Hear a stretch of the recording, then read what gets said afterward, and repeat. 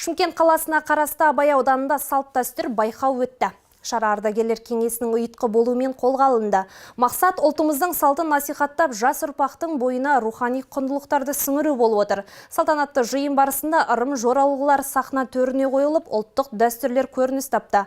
Байқау қатысушылары күмбірлеген саз дәуенді шырқап, ғұрып салтымызды паш етті.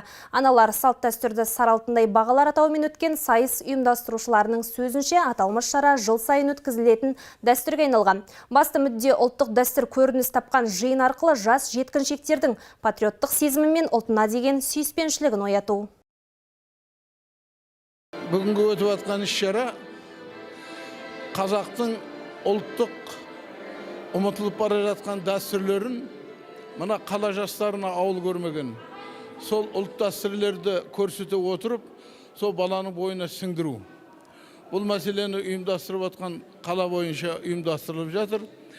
Сол қаладағы 5 ауданның 5-еуінде де осындай өзінің кезегімен, графигімен өтіп жатыр. Бүгінгі соңғы күні, 28 күні Абай аудандық ардагерлер кеңесінің ұйымдастырылуымен аналар салт дәстүрді сары алтындай бағалар деген тақырыпта.